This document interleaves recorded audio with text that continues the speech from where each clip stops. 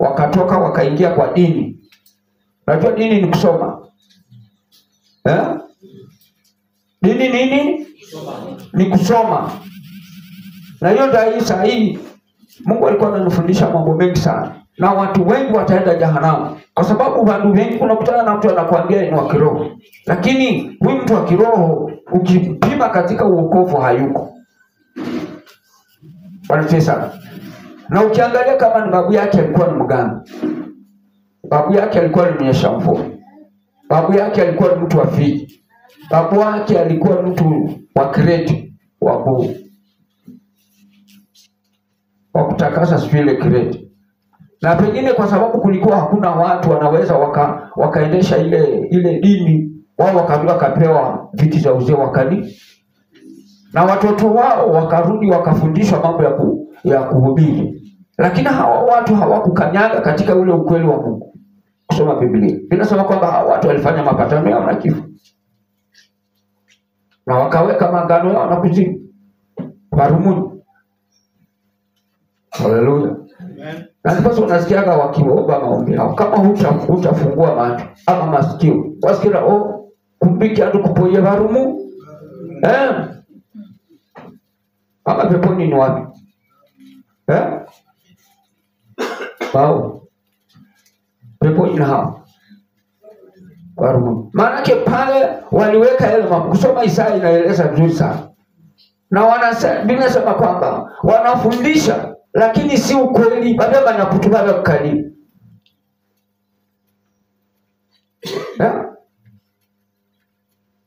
Haleluya. Na kuna wakati Mungu alikuwa anazungumzia mambo ya kanisa la Kristo. Kanisa la Kristo liliwachwa na nguvu kamili ya uponyaji. Ndipo unaona watu wanateseka ni kwa sababu bado hawajakanyaga ile msingi. Haleluya. Amen. Na nashukuru Mungu. Huduma iliyofanyika huko ni huduma kubwa. Haleluya. Amen. Huduma kubwa. Na watu walikombolewa sana. Mungu alishuka na akaponya watu. Yaani watu dakika kudaika. Para mchezo. Sasa hii bila hii kama haijatoka kwa tumbo, utakuwa unasemaga bwana ukazo. Bwana unekomba. Lakini kama roho wa Mungu hatashuka na kufanya deliverance kama hii, utafungua kama ni biashara haitapata na faida. Maana hawa ndio kandenya. Sio, unanielewa? Hata kama unafanya biashara gani haiwezi fanyika. Hata kama pengine ukoka kazi, umeandikwa kazi mtu mkubwa, lakini ile kazi haifanyiki kwa sababu madhabahu imekukalia. Na kama watu wataelewa mambo ya madhabahu, mimi hata nikazungumza jambo lingine mpaka watu wakaangalia wakasema, kwa hiyo nyinyi mnasemaje? Taita tabeto.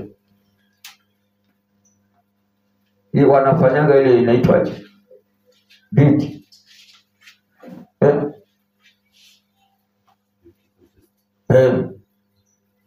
Msichana wa Taita ndio number 1. Kwa kama ni kwa ulimwengu. Na tena kwa Afrika ndio namba 1. Uganda namba 2.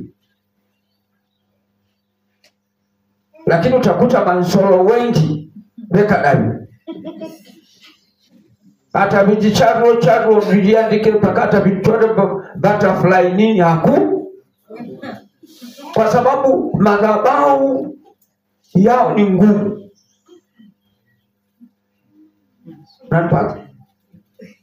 Mungu akashuka, Bwana akanisaidia kuzungumza mambo ya mambo yake. Maavocado. Na kungira college kwa kidogo. Sasa nilipomaliza kuhubiri, wamama wengi walikuja. Hata mwana dakahulu ndo mwadanza ndanuka maavocado. Na ndanuka sana. Sasa kwa leo unafikiri kama hii. Ndio unaona mama nyingi superstar kweli. Lakini Bwana amekula mti. Kamdula lukilwa nsarode nyumbe chatahamu. Unajua watu mnataka mambo lakini watu wako na shida. Na hiyo yote ni madhabahu. Pengine ulienda ukazikwa. Sasa wewe hujui. Unapata? Wakati mmoja kwa anazungumza na watu. Msichana anazungumza na kijana. Baada ya dakika 20 nikauliza kijana mwingine hata kijana mwingine, kuna hii fuandi na stimani au hii mkasa hii? Stima fuandi ndio mkasa na stima. Iko sasa utakaa na kijana dakika kama 20, ile madhabahu ya ile ya kwao nafuata ile msichana wazi ya kunuka stima. Sasa msichana anaangalia kijana, vile mtu kwa funga burika via na hivyo basi kijana akitoka hapo na shai nini na bana chiko kuna roho haina kabla ni mtu mwa very agent dili onyere naye ubone basi yo dili asi wasi wana kitu na mafuta kwa kasiti unanielewa. Unanipata mama nani wewe mama Dibora.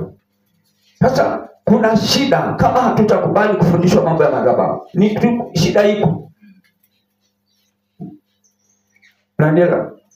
Unaenda kijana walifanya harusi ya pesa nyingi sana. Lakini sasa ile shida ilipotokea kwa boma, hata sema nilienda kufanya kisingine mpaka hata huko Ukambani. Nyumba amejenga pana mchezo ya maana naweka na mwanaume wetu. Jamaa akikuja huyu jamaa kuja tu kwa sitting room. Mama je, si nilikwambia achana na hiyo mama wameweka sasa wamekuja wakaweka maavocado hapo. Nani atalala na maavocado hapo?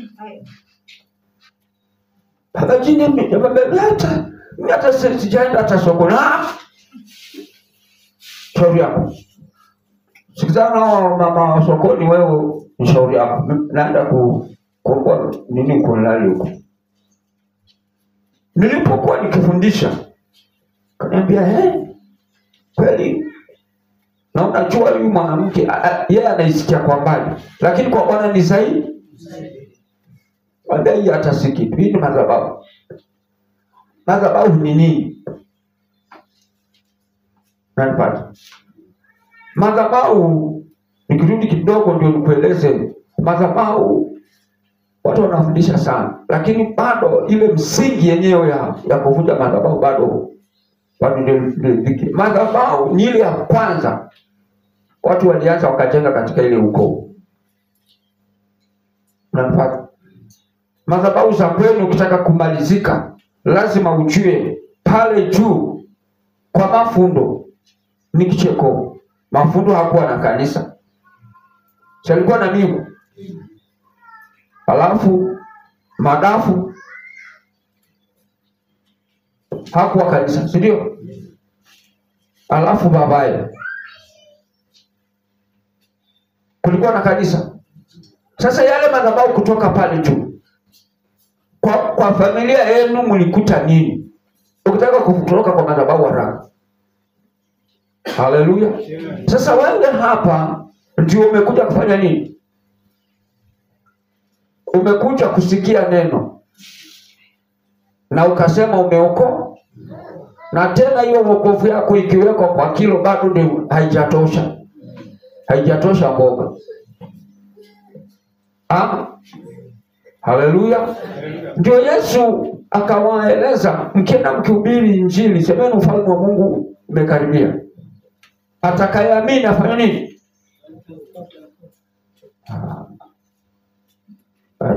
Ataokoka ama abatizwe.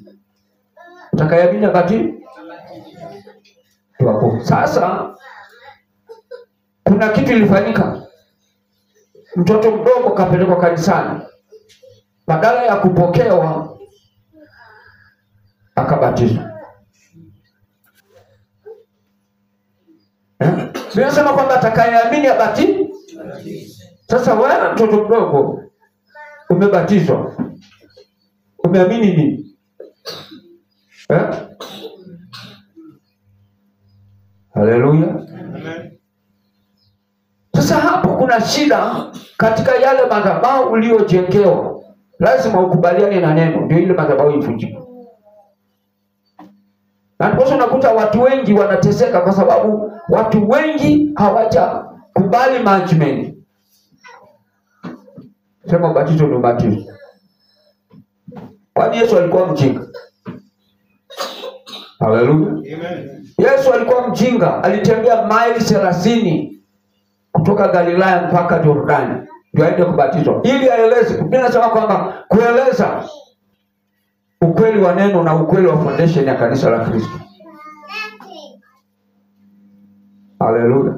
Na ndipo unakuta mambo mengi, watu wengi hata kama ni kuomba wanaomba na hakuna muujiza, kwa sababu miujiza inatoka katika msingi. Kama Waisraeli walikubali kubatizwa na Mungu mwenyewe, batizo wa kwanza ulikuwa wa Mungu, wa pili ni huyo wa Yohana. Haleluya. Sasa watu wanaenda mbinguni, watu wanaenda mbinguni sana, lakini pengine ndio huko chini, hawako kwa chini. Biblia inasema nini? Soma Biblia inasema pale Yesu alienda kubatizwa, wakati alipoingia kwa maji. Biblia inasema kwamba mbingu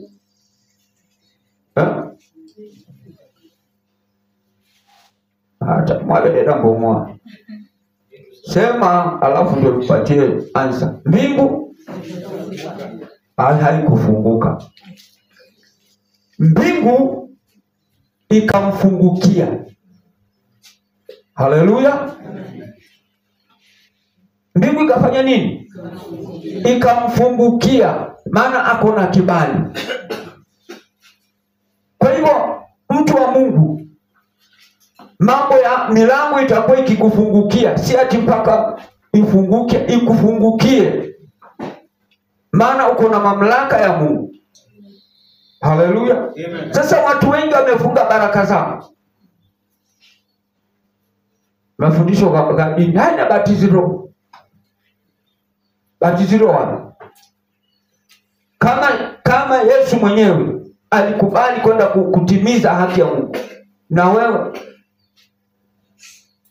Haleluya. Amen.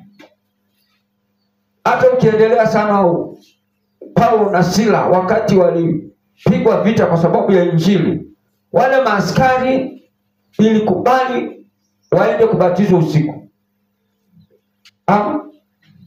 Haleluya. Amen. Ana wengine wasomali Biblia akupeleka huko, walibatizwa usiku. Na kama Mungu niita mama ndako na mate evolution wao andabana bado batizwa na kiu. Lakini kwa sababu msingi wa Injili ulikuwa ukiamini lazima ubatizwe na maji, kuanzisha msingi. Sasa watu walienda wakatofautishwa, wakakabishwa kindugu. Na hiyo ndio kitu cha kimetesa watu. Na ni wachanja vile mimi wanaelezaga nyinyi. Okuona abantu ufunga amatuku 40 na hakuna muujiza. Unafikiri muujiza ni apande ile, lakini si muujiza wa Yesu utafanyika. Mimi wanaeleza watu, kama ni umesimama na Yesu mwenyewe, unaomba masaa 3, jibu linapatikana. Haleluya. Kina Simon Petro, na kurudisha katika kanisa la Mungu wakati kanisa limeanza kazi.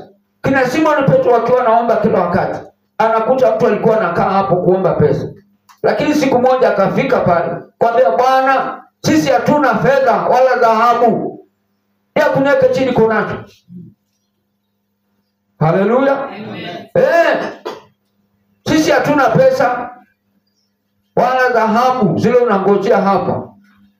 Biblia inasema kwamba Simon Petro akanyosha mkono na akamuinua. Hichi niko nacho, ile tulio nayo ni nguvu ya Mungu kupitia jina la Yesu Kristo. Inuka. Amen. Haleluya. Amen. Sasa kanisa linatakiwa lirudi pale. Amen. Tunaona watu sasa wako kwa barabara. Nasikia umuchie mpaka uko na msali. Mimi naambia wanauliza nini?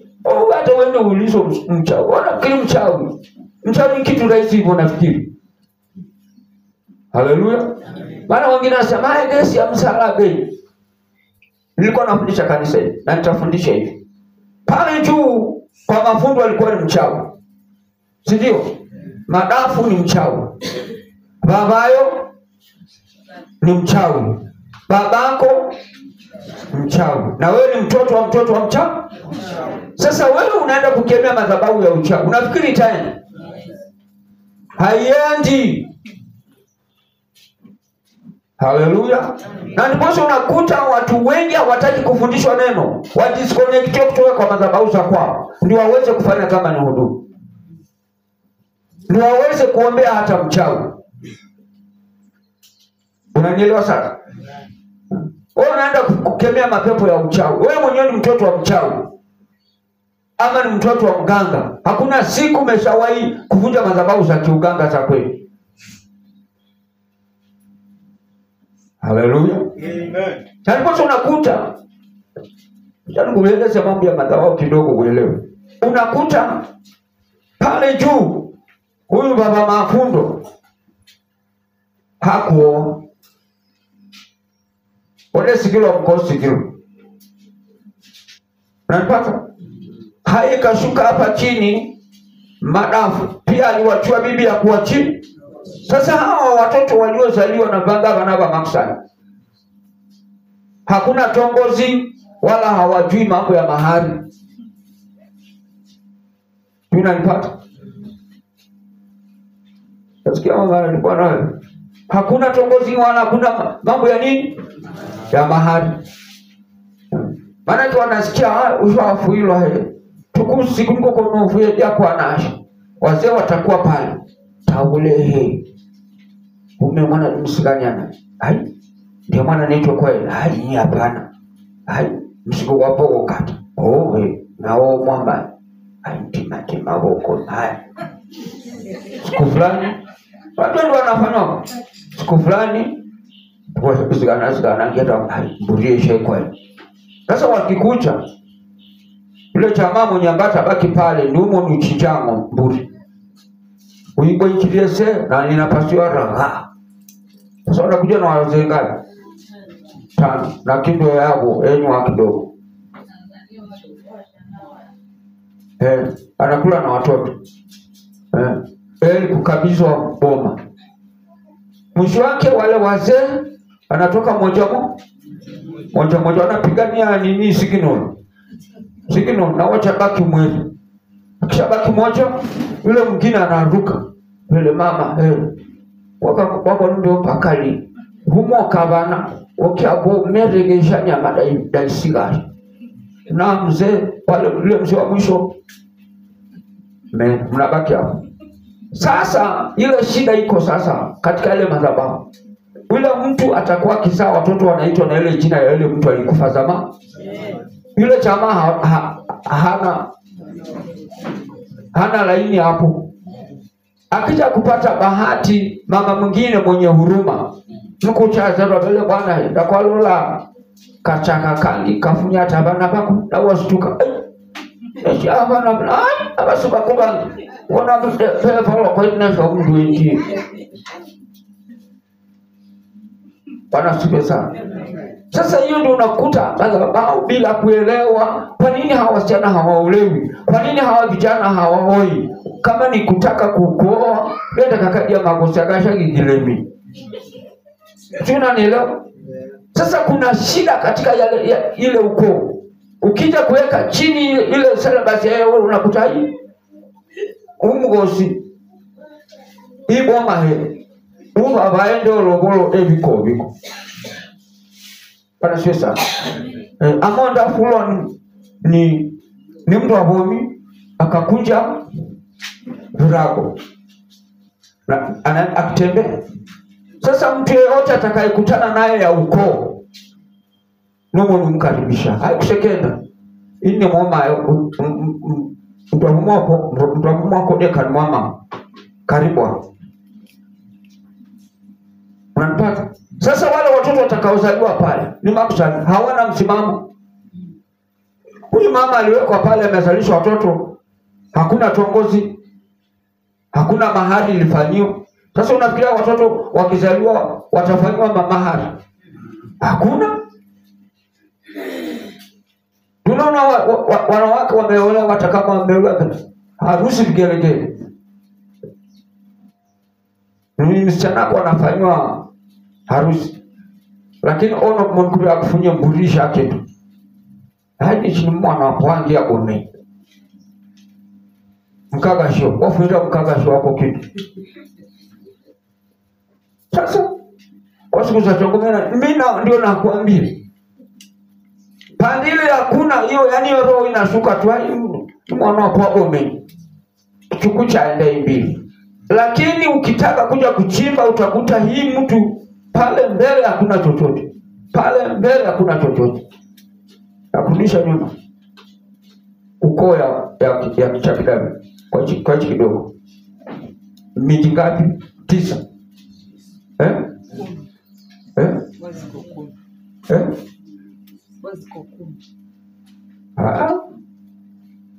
Nataka kwanza nisharimanyikeni ili.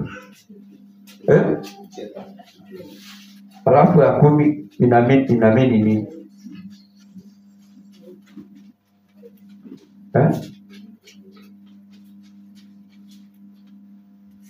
Sika nunga fongo nishideka klasi. Mama nani 10 inamaanisha nini?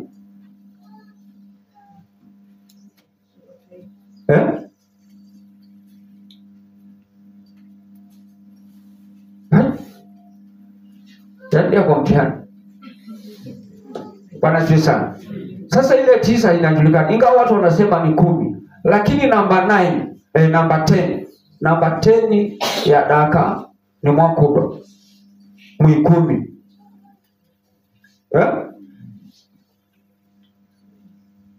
Ama mwaimanya ya kahabari. Ni watu waliokuja na ng'ombe, waliobebwa na ng'ombe.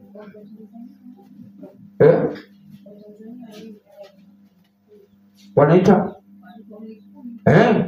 wale walitolewa pande kwenda pande ile pale ni 9, na kutoka hapa ikawekwa 10 pande ile. Ukienda Tanzania utakuta ni Mwikulu. Ukitoka huko ukija pande hapa zilikuwa 9.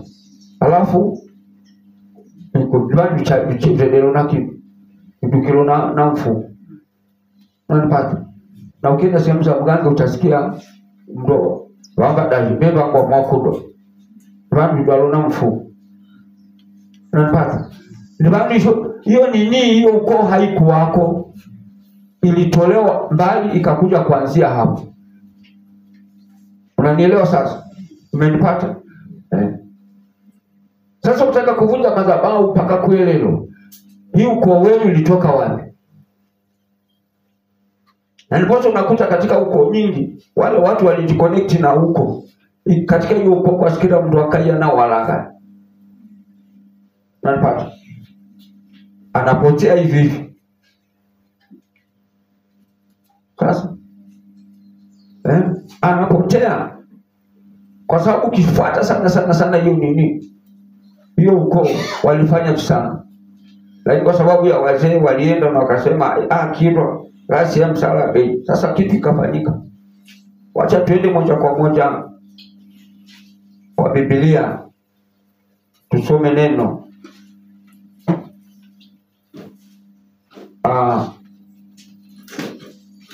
Tunasoma Yohana 14. Na Biblia inasema hivi: msifadhaike moyoni mwenu, mnamwamini Mungu, niaminini na mimi. Nyumbani mwa Baba yangu mna makao mengi, kama sivyo ningaliwaambia, maana naenda kuandalia mahali. Haleluya. Ni wakati Yesu ako tayari kwenda. Haleluya. Na hapa anazungumza na kina Simon Petro na anazungumza na washirika ili waweze kuwa informed wakati Yesu atakapoenda, wakibaki hapa. Bwana sifiwe sana. Sasa saa hii tunatangaza mambo ya Yesu sana, lakini hatuoni huyu Yesu akifanya kazi. Bado watu wako na wasiwasi.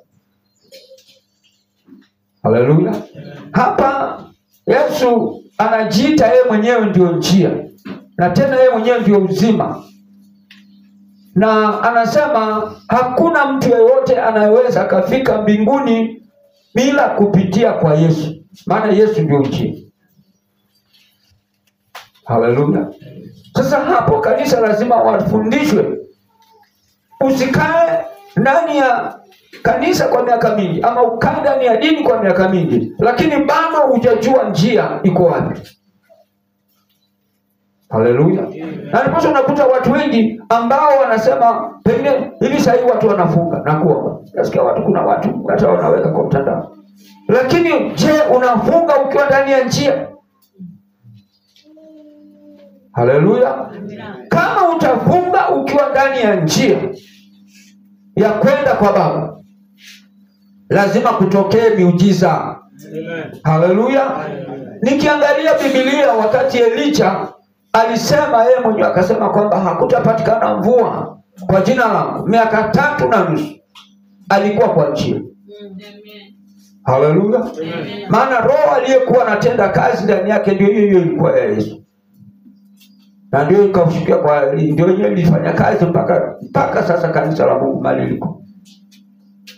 Je, uko kwa njia unapoomba Mungu? Kama watu wangejua njia, wangeelewa mambo ya njia, hawangeweza kusumbuka. Biblia inasema kwamba msifadhaike moyoni mwenu, yani msikae na shida. Ngoloni mzenu, hebu niaminini. Yesu anasema kwamba mimi ndio njia. Kama watu wangekubali kuamini njia, ama kama mama amekubali njia, hangetatizana na watoto. Lazima akubali kuvuta watoto kwa njia. Haleluya. Kama ni baba ako kwa njia, lazima utoe watoto kutoka kwa msitu walete kwa njia. Kwa njia. Kwa lazima ngambia, kama watu wangejua njia, hakuna mateso. Maana wanasikia mtoto amekatalia kwa mguka, mtoto amekatalia kwa pombe, na yeye anasema Bwana asifiwe. Je, wewe mama uko kwa njia? Haleluya. Kama uko kwa njia, siku moja nilikuwa nazungumza na mama hapa juu.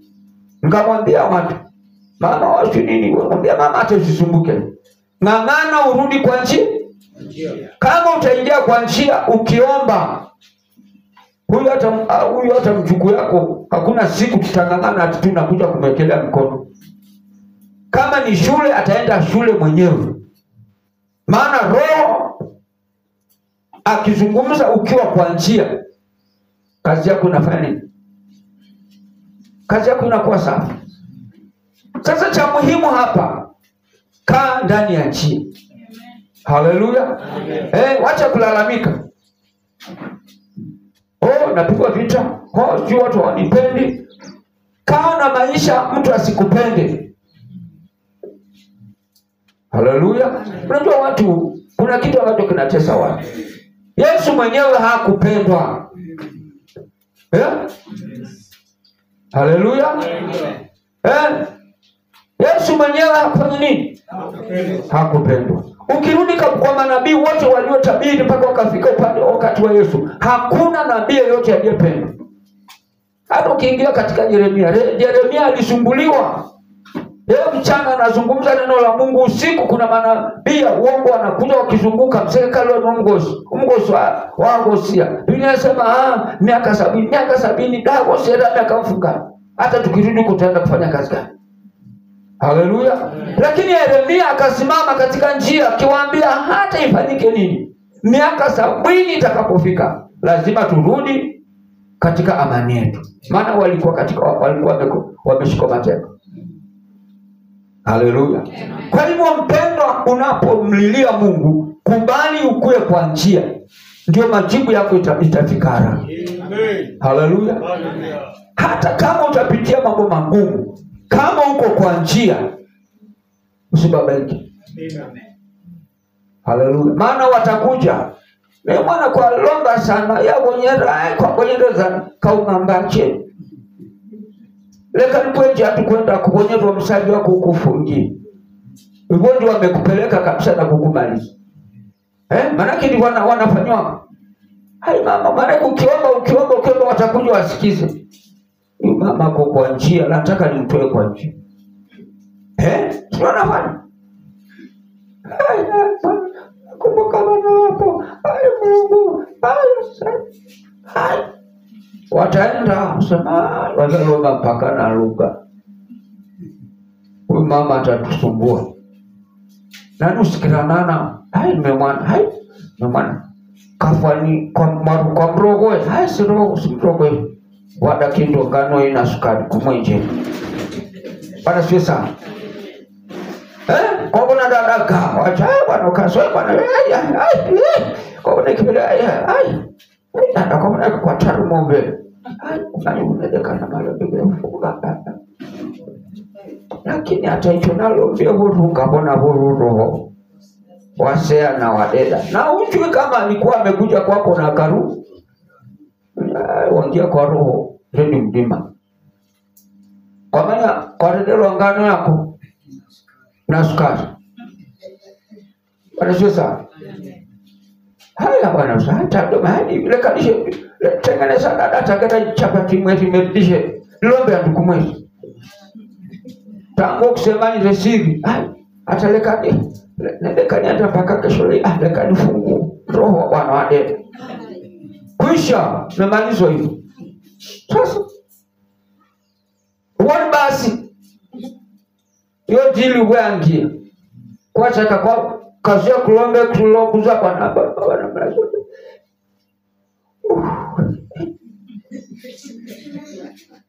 Na gu kwa chaka kuikira wakati mtemberuva kwa ikanganjunuko kila koko na bana kavua bebekeo bajuku nyanya wewe ukuomba. Maana wanajua ukiomba paka wanasikiaga yes. Kuna waves fulani zinashuka. Nyanya leo ukuomba. Tena niliomba lakini katika jina. Wiki. Kama ujui hao watu wasikira ngelekele acha dedea kidogo. Wala takurikima. Kama vile ngelekele kadeda kana faida. Wanaenda kuulisha yule adu. Taruna hata rikia vya chabele da. Sana kafan kwa fungi. Anafungasha tukunika fungwa nyao. Mungu asikire maloni butu. Ubone basi. Tukama na nyelo.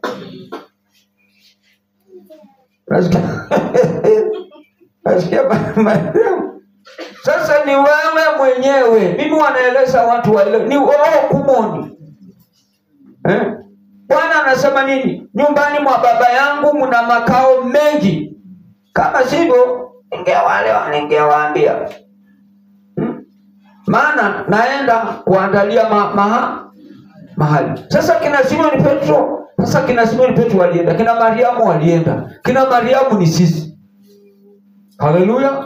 Sasa ili uweze kupata msingi wa Kristo, uweze kupata kanisa la Mungu mahali liko na mahali liliwachwa na nguvu kamili ya kutesa hata wachawi. Sasa hata kadoro kuona na msaji wa kuseka. Maana ndio mimi kila kitu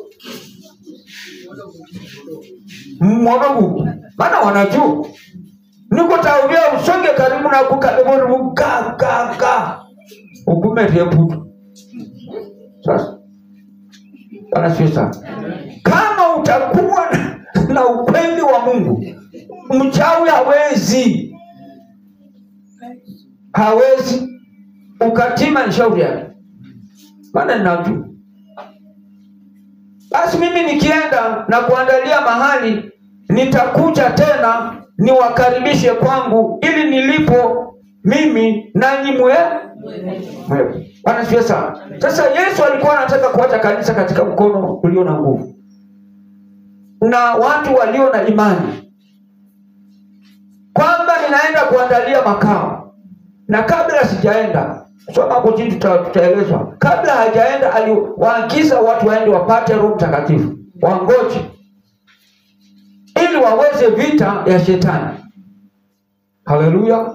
Sasa saa hii tunapigana vita, hatuko kwa wokovu, hatuko kwa njia, hatuna uzima. Kwani shetani kama mkabatanishwa kuseke? Halo. Na ndipo unakuta vita ya watu wa Mungu imekuwa shida. Unaombea wa saa hii, ikifika jioni ile pepo imerudi. Kwa nini? Na Bwana ukaswe kwa Mungu. Ni kwa sababu bado hujakaa katika njia. Haleluya. Yesu akiwa njia na uzima wa milele. Biblia inasema kwamba wakati alifika, kwanza wakiwa kwa bahari, kulikuwa na upepo mkali, mawimbi. Lakini wakati anaenda kushuka mji wa Gerasi, kando ya bahari, haleluya, mapepo yakajua area yote waliokuwa wamekava, wakaona kuna mpaka wakaanza kumwambia Yesu, je, Bwana ndani ya kulomba kusaidia shika hichi kijiji maana isiteme kwa kazi yanya. Nataka nimwambie kwamba kama hutaweza kuvunja madhabahu za kwenu za kijiji cha kwenu, hata usisumbuke kwenda viko na nokocha taveta sio ati hospitali kubasa mwiseko. Madhabahu zile ziko hapa kabona nyanya ya kishamba. Ukienda taveta ndio hiyo.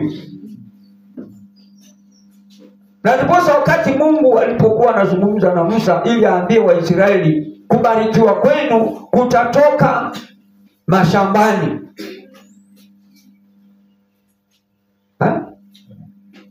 Haleluya. Amen. Mtabarikiwa mashambani na hao na mjini. Sasa ukishika hiyo njia, hakuna siku utateseka. Haleluya. Sasa utaenda kufungua workshop sijui Mombasa kiliko bandu biko. Na workshop hii ndio ndogo tu hapa nyumbani ilikushinda. Hata kule kwanza hata kukunda kwani na bandu biko kukopa. Ile roho ulikata hapa ndio inafuata. Sasa ile roho ambayo ilikuwa bado hujaivunja hapa mashambani, ukienda huko ndio utakutana naye. Unanielewa? Na ndipo unakutana wale watu wanapenda mambo ya waganga. Sema wacha waganga hapa. Siku ile anakaa hata kama ni akona mtoto mdogo, akishaingia kama ni Mombasa, zile roho za pale zimeshajua.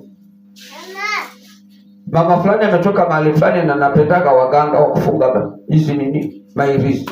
Mtoto atalala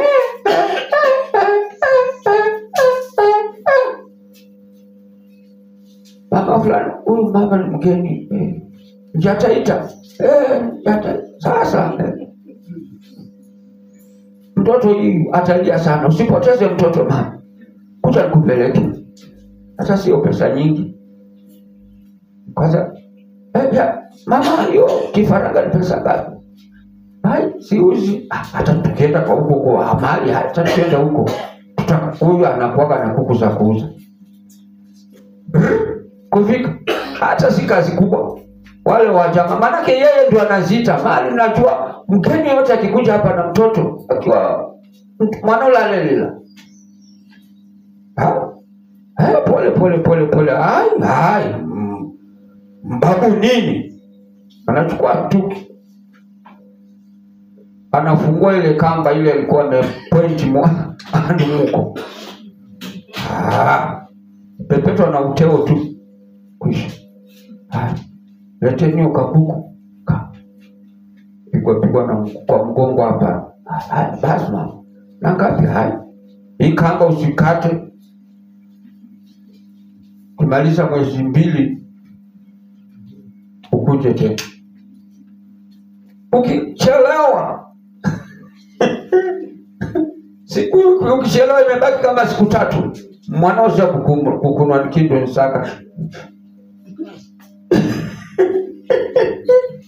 Kabisa tarehe au bodiege bana. Alisema bado imebaki siku 3. Wewe Hivyo ni basi umeingizwa kwa system. Wale unafikiri wale ni wajinga. Anakuingiza kwa system.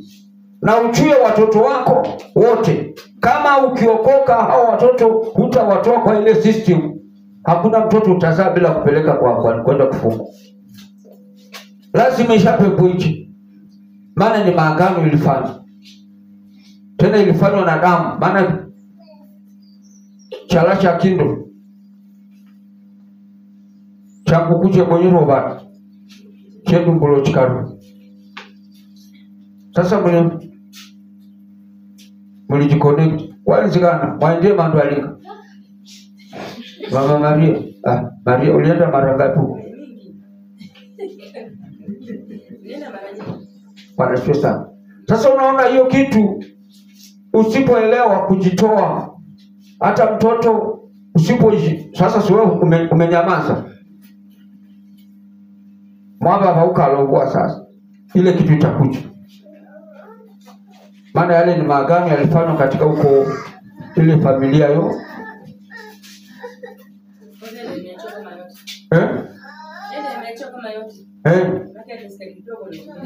Sasa unanipata sasa. Kitu kidogo tu. Yaani shetani yako na ujanja, kitu kidogo tu unaingizwa. Tunaona kawaida tu. Hata nikienda kwa kanisa Bwana asifiwe, piga makofi hapo. Lakini inaenda wewe utakuja kama umesahau. Utakuja kuona mtoto, mbele Bwana katika Yesu, mwana amepata saka. Yafumia hao. Na kukirilo. Bado kuna signal yake inafuata. Bwana Yesu. Sasa ndio maana ya kujitoa katika madhabahu. Tunaenda hapo chini. Nami ni ndako mwaijua njia. Thomas akamwambia Bwana, sisi hatujui uendako, nasi tujuaje njia? Haleluya. Hasa wakati Yesu alipokuwa anawaambia kwamba msifadhaike moyoni mwenu, maana walijua Yesu anaenda. Hasa anawaambia msifadhaike kwa sababu mnajua njia, mimi ndio njia na uzima na kila kitu. Kwa hivyo msio na wasiwasi. Lakini Thomas bado imani yake ilikuwa mbaya. Nasema Bwana sisi ndio imani, sisi hatujui. Kwa maana sasa ono njia, ndio kumanya bana. Sisi hatujui. Halo? Nasema hawajui. Sasa sasa tukimweleza mtu mambo ya wokovu, watu wengi wamezoea kusoma. Twende jumoni. Unapata? Twende jumoni. Sasa kama tutakuwa tukienda jumoni, mahali kwingi hatutakuwa na uzima. Bado hatujui njia. Na ndipo unakuta mtu anatoka hapa yuko kwa mganga, yuko hapa sio yako wapi, ako hapa sio yako wapi, ndio siku moja nilikuwa nawaeleza kitu ambacho kimetesa sasa hivi watu. Unajua kanisa la Mungu liko na malaika. Bwana sana. Kama ni uponyaji, nimekuombea malaika wa uponyaji na Mungu amekuponya. Na Mungu amekupatia malaika wa hapa. Sasa uende kwa mganga. Kwanza ishitukumlala panga. Kwamba kwa vile njwandu usiku. Huyo malaika anarudi hapa mapema. Hata nishikwenda kwa mganga kwenda tu. Tuko nilo. Hata kama unaenda kwa kudanganywa ni wale malaika wa hapa huwezi kuwa naye. Tusidanganyane. Hizi ndio nilikuwa naeleza watu siku moja. Hizi madhabahu huwezi kuzikoni.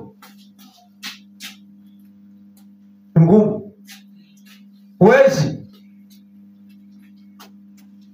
Malaika wa hapa huwezi enda naye mahali pa ujinga akabaki. Anarudi mapema sana.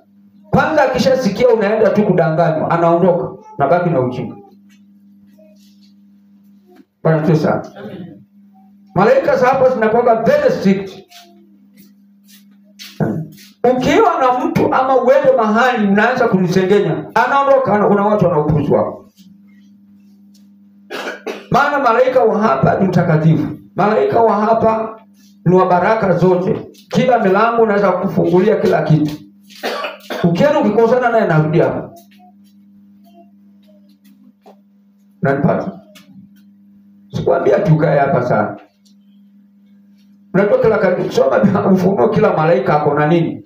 Kila kanisa liko na malaika. Sasa inategemea malaika yule wa madhabahu za pale ako vipi. Siku juzi kulikuwa siku gani? Kuna watu walikuja hapa. Alhamisi. Walikuwa wanakuja kumtafuta. Lakini wakanikosa. Lakini ile nguvu ya Mungu iliyo hapa, niliomba nikiwa huko. Na wakadanganywa wanakuja leo. Hivi swali pona. Basi utakuja kufanya nini? Hivi wataka walisema watatuma nini? Watakuja hapa kutoa shukrani. Yule malaika wakienda tu nini wanaondoka, tabaki peke yao. Sasa walishindwa. Mtu hata atumuoni. Anasema tu nguvu ya Mungu imeshuka. Umesikia jana karibu naanguka. Na roho inafanya dudu wewe. Hajui kama nina mgugulu nikiwa huko. Hai, tumemaliza. Hai basi. Jumapili ni hapa. Atakuja chana baba. Hata mimi sina shida naye. Sisi ni watu wa kudanganya. Bwana sifiwe sana. Yesu akamwambia, mimi ndimi njia na kweli na uzima. Mtu haji kwa Baba ila kwa njia ya mimi. Sasa nataka ujue kama unaenda mbinguni na huko kwa Yesu, kwa dhamara. Haleluya. Kama huko unataka kwenda mbinguni na unasema uko na Yesu, na Yesu ndio uzima, ndio ataleta kila kitu. Kama ni baraka, kama ni njia ya kuonyesha, kama ni Roho Mtakatifu, yeye ndio anatumana. Kama ni uponyaji, yeye ndio alipigwa kwa ajili ya nini? Ya uponyaji. Sasa kama wewe utakosana na Yesu, utapona? Hawezi. Haleluya. Sasa hapa Yesu anasema, Yesu akamwambia, mimi ndimi njia ya ukweli, njia ya lori kwa kidada, njia ya kweli na uzima, na mtu haji kwa Baba ila kwa njia ya mimi. Paka mtu apite kwa Yesu ndio aende kwa. Na sasa kitu cha muhimu ni wewe uelewe, watu usipitie kwa dini ndio uende kwa Baba. Maana watu wengi sana wanainuaga dini zao. Mimi ni mtu fulani. Hiyo haiwezi kukupeleka mbinguni. Haleluya. Amen. Tangaza hapa, mimi ni mtu wa Yesu. Hapo ndipo utafaulu. Lakini sio mimi mtu aliyetukana ananiuliza ubele. Leo mtu kundo kuna dini. Watu nikiingia sana kiroho amani. Watu wa dini ndio walifanya ujanja wao. Walitoa pesa wakaua Yesu. Bwana sifiwe sana. Amen. Ingawa mtu akose kuelewa. Hapo nasema nini? Kama mngalinijua mimi, mngalimjua na Baba. Tangu sasa mnamjua, tena mumemuona. Haleluya. Sasa Yesu hapa anazungumza na kanisa, watu waweze kuelewa. Kama umemkubali Yesu, tayari uko na Baba. Lakini kama huna Yesu, hata huyo Baba unamtaja, ni kazi ya Mungu. Kazi ya Mungu. Filipo akamwambia, Bwana, utuonyeshe Baba, yatutosha. Yesu akamwambia, mimi nimekuwapo pamoja nanyi siku hizi zote, wewe usinijue Filipo? Aliyeniona mimi, Yesu sasa anawadhihirishia, aliyeniona mimi amemuona Baba. Basi wewe wasemaje, utuonyeshe Baba? Hapo ukaona mashindano kidogo. Usadiki ya kwamba mimi ni ndani ya Baba na Baba yu ndani yangu? Hayo maneno niwaambiayo mimi siyasemi kwa shauri langu, lakini Baba akae ndani yangu huzifanya kazi zake. Haleluya.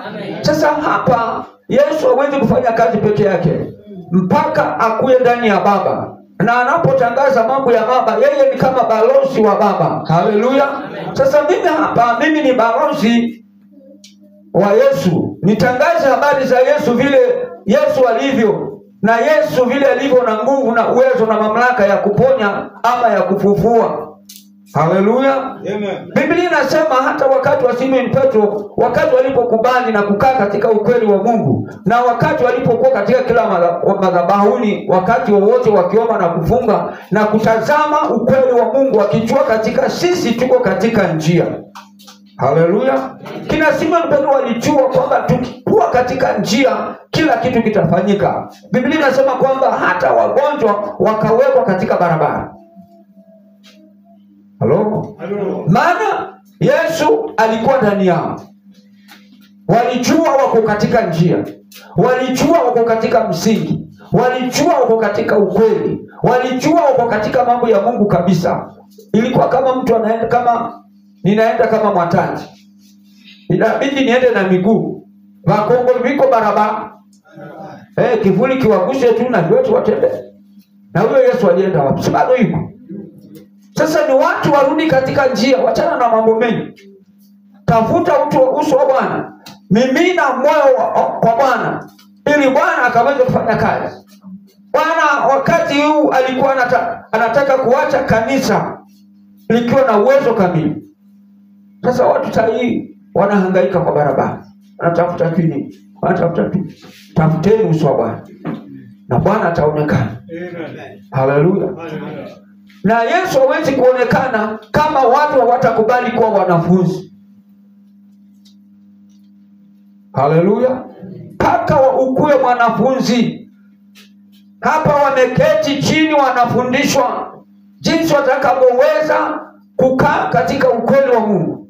Jinsi watakavyoweza kusimama hata kama mambo yakiwa machungu, jinsi watakavyoweza kusimama katika ukweli wao. Na Mungu akawatetea. Haleluya. Huwezi kuwa katika njia na Yesu akuache. Hakuna. Hata kama ni magonjwa yamekuja kiasi gani, ukumbuke kukaa katika njia. Yesu ndio njia, Yesu ndio uponyaji, Yesu ndio uzima, Yesu ndio anayepatia na kila kitu. Bwana siwe sana. Sasa ni wewe mwenyewe utakaye amua. Maana hapa kama ni Filipo wamenangana na Yesu kabisa. Wewe ni bonya baada wasi nini. Hapo chini anasema aje? Nani mkiomba neno lolote? Nani mkiomba lolote kwa jina langu, hilo nitalifanya ili Baba atukuzwe ndani ya Mwana. Haleluya. Anamwambia sasa Yesu anawaambia wanafunzi kwamba neno lolote mtakaloomba katika jina langu nitafanya nini? Nitalifanya. Na kwa nini tunaomba katika jina la Yesu na kuna kitu tunafanya? Hebu nienda niko chini. Halo? Inaonekana hatuko kwa njia. Maana Yesu wakati huo alikuwa anataka kuacha kanisa katika mkono wa kinasema vile. Nasema kwamba nani mkiomba lolote kwa jina langu, hilo nitalifanya ili Baba atukuzwe ndani ya Mwana. Halo? Kwa hivyo hatuwezi kung'ang'ana kama tutakubali kukaa katika njia. Kama tutakubali kukaa katika ukweli wa Mungu. Kama tutakubali kukaa katika maagizo. Hata wakati Ezekieli alipokuwa anazungumziwa na Mungu kwamba kuna mifupa hapa nataka ufanye, aliulizwa sasa ni wewe ufuate maagizo. Ezekieli alifuata maagizo, kaambiwa tabiri mpaka tunuge maagizo. Kama ni ushirika lazima tufuate kwenda katika ushirika. Maana zamani watu walikuwa hawaendi ushirika. Ni Jumapili kwa Jumapili utafundishwa neno sanga. Na siku la mbinguni inazunguka. Jumatatu Mungu amesema hili, Jumanne Mungu amesema hili, Jumatano Mungu amesema hili, Alhamisi Mungu amesema hii, Ijumaa Mungu amesema hii, Jumamosi Mungu amesema hii, Jumapili Mungu amesema hii. Haleluya. Kama unanipata hapo sasa. Kama uko na msha wiki hapo usiponya. Wanaweka timetable. Leo tarehe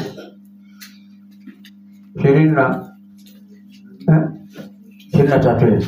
Sasa bwana wiki hapo hivi nikumbuke ndio basha hapo.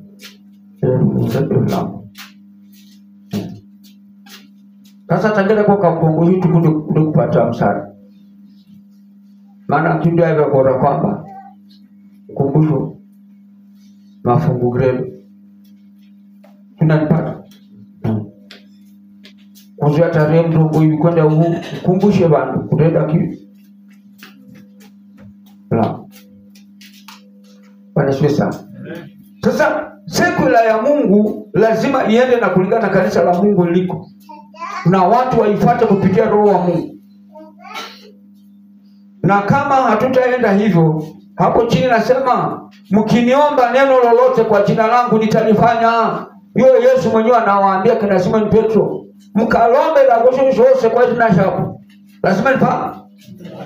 Ndio kina Simon Petro na Yohana wakati walienda pale Yerusalemu, wakati waliwachwa peke yao, ndio walifuata ile neno wakasema hapana, tukienda lazima tubonye muujiza Yesu zerie. Wakasema sisi hatuna pesa za kukupatia wala fedha. Hichi niko nacho, kile tulicho nacho, katika jina la Yesu inuka wewe kiwete. Basi yule kiwete akafanya nini? Akainuka. Haleluya. Lakini hangeinuka kama hawajafuata mwongozo. Hangeinuka kama hawajakuwa katika njia. Hangeinuka kama hawangekubali maagizo. Haleluya. Sasa kanisa limekataa maagizo. Lazima kanisa likubali maagizo. Kanisa likubali kuchoka. Haleluya. Ili maagizo yale Mungu aliyowacha kanisa la Kristo lijulikane. Yesu ajulikane. Uko na Yesu. Watu wa mataifa wanauliza, je, Yesu wenu yuko wapi? Sasa kama ni mtaenda mfunge na kuomba na huyu mtu akuwe mgonjwa akose kupona, na mtabiri lo kwamba ni ng'ombe, waje wauye ng'ombe yao na mtu asimame, si mtaonekana Yesu wenu alikufa? Hayo bwana ng'ombe akichuko. Wageni ng'ombe chemba, tauliwa mkosoga kufume shikadiju. Akabalundu kwa nataka ningine kazi ki. Bache mkalomba. Kama malingine nilienda mahali, kuna watu wameomba hapa. Umeleta studi ni ngapi tena vyombo vizito. Mwingine kanuni yani kama madharau. Taunga hapo oka kweketi. Tendete dabla kwa fedecha na lori.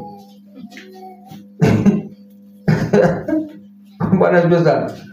Mimi nikashangaa tu, kaambia wameleta hapa mara ngapi? Mara 5. Mara 5. Hata za fulani alikuja hapa walibeba na lori. Tulishinda hapa kabisa. Lakini hakuna kitu. Tukaleta pizza nani. Walimwambia basi, nimekuja. Utakubaliana na injili yangu ama kwa ndo sera vila? Huyu ni Mungu. Wewe zungumza tusikie. Mimi hata sina haraka. Mmekubali? Mnataka Yesu? Aba mukunda kindo ngoma redo kindo praise and worship. Hata acha tu fanya nini? Basi Mungu akatusaidia. Nikafundisha. Akasema yes. Wao wakaulizana. Walikuwa karibu watu tu. Wote mwana kwa sikirava. Ini hai nadiki hai. Na wewe pekotia na sasa kichuku. Kwa nini nakubali? Na unajua huyo mwingine amepigwa na soko magugevu sanyo. Tau. Ni mara. Tumeamini. Tau. Hizo Yesu anasema hata wewe kaa hapo kwanza nikuongoze. Tukasikia tu Bwana ameshuka. Kamwambia unaona hii mguu yangu? Hiyo mguu yako ya juu ilengeshe hapa. Hapa mimi niko. Simeshikana hivi hapo, ndo. Sishikona na vile chako. Basi. Tukundu kwa hapo.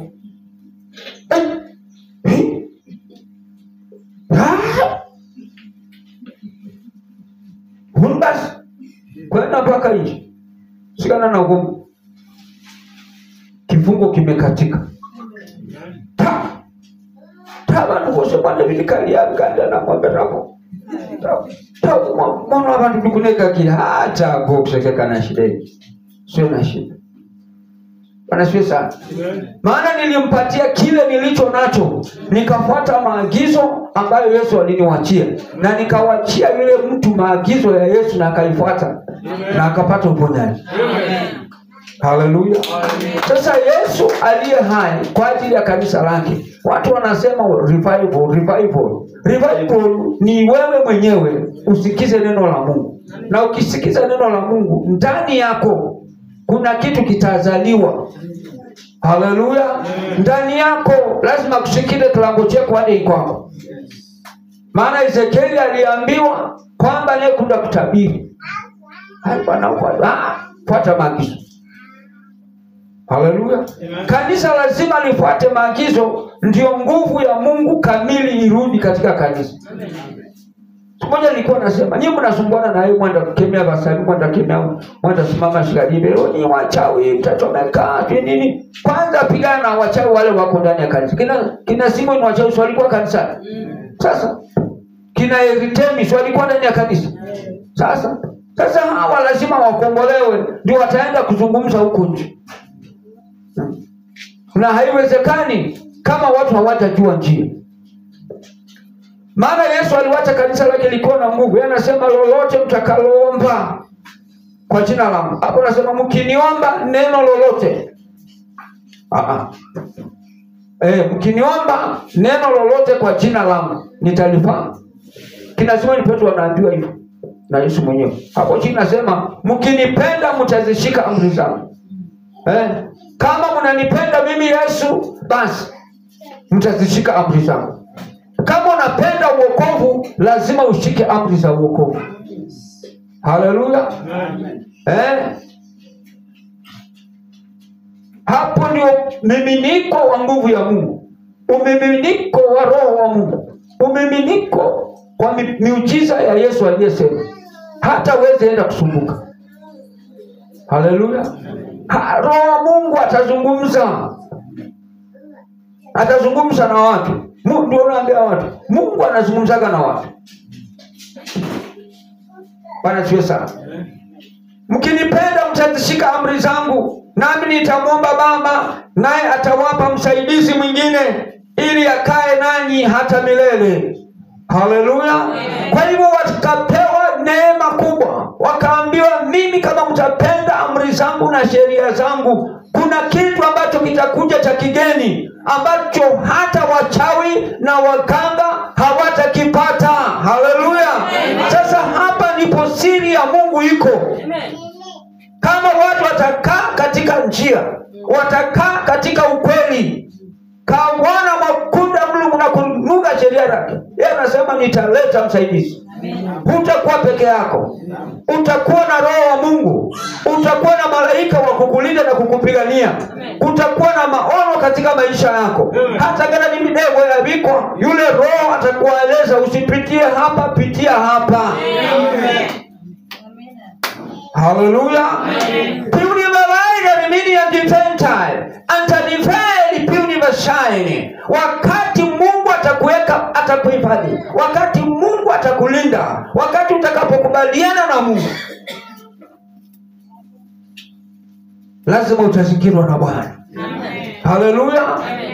Ukiwa katika njia, lazima Mungu atakuwa akikushughulikia, atakuwa akikupigania, atakuwa akikutetea. Hata ukiwa katika maadui, kwa kuona maadui kaji kageni. Haleluya. Sasa nataka nikwambie nini? Usiwe na wasiwasi. Kubali kukaa katika njia. Kubali kukaa katika maagizo. Kubali kukaa katika neno. Kubali kukaa katika nguvu ya Mungu. Kubali kukaa katika habari njema ya Mungu, ili Mungu aweze kuwa pamoja na wewe. Haleluya. Biblia inasema kwamba nami nitamwomba Baba. Huyo ni Yesu anamuomba Baba ili awachilie roho. Biblia inasema kwamba mtapewa msaidizi ili akae nanyi milele hata milele. Kwa hivyo lazima Mkristo kamili, mwokovu kamili, akuwe na roho wa Mungu, yule wa kuonyesha maono. Hata siku ile unakuwa karibu kwenda mbinguni, kwa ya banabe ke bana nabo negaresha hapo shafika kavu.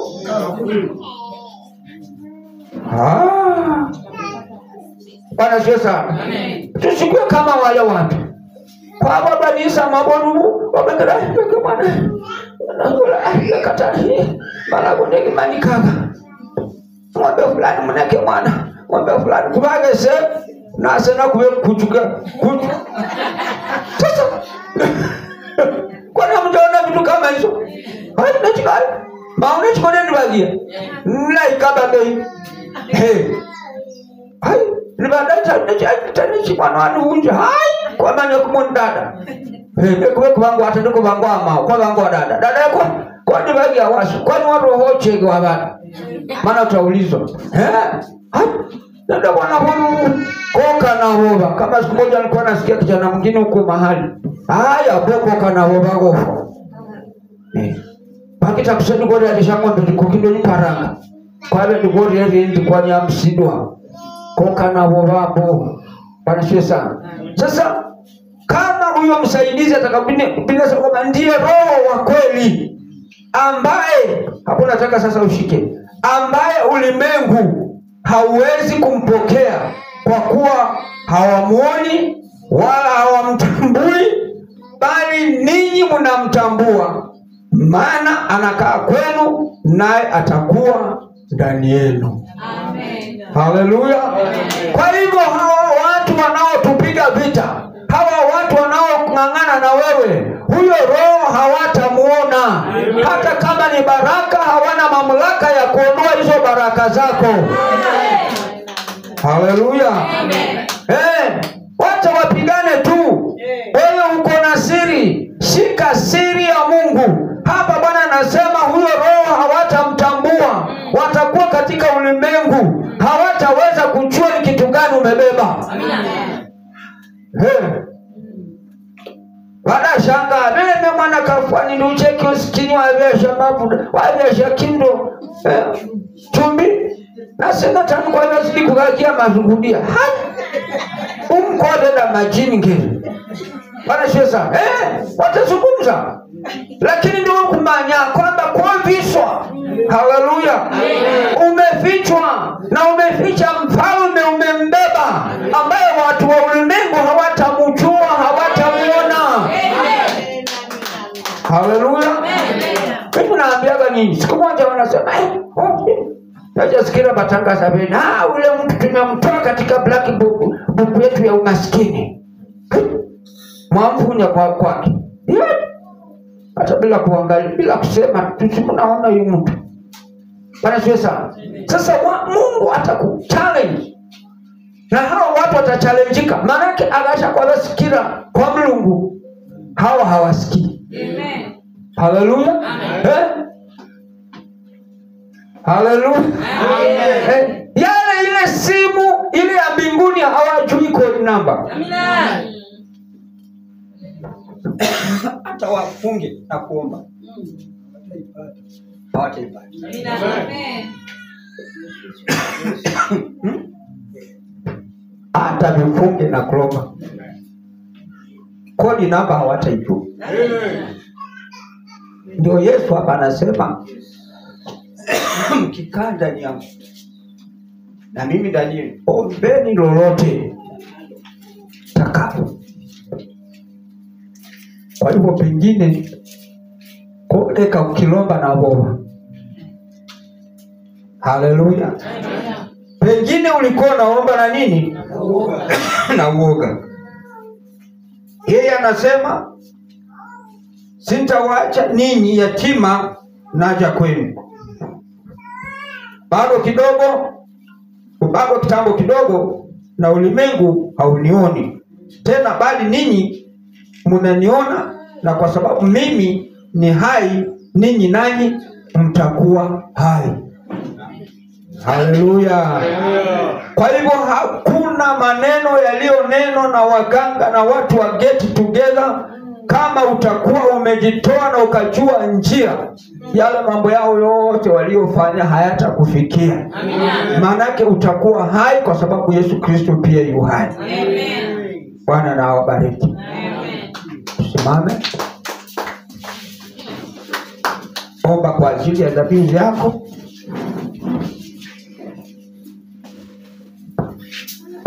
Naomba kwa ajili ya watu wa mambo.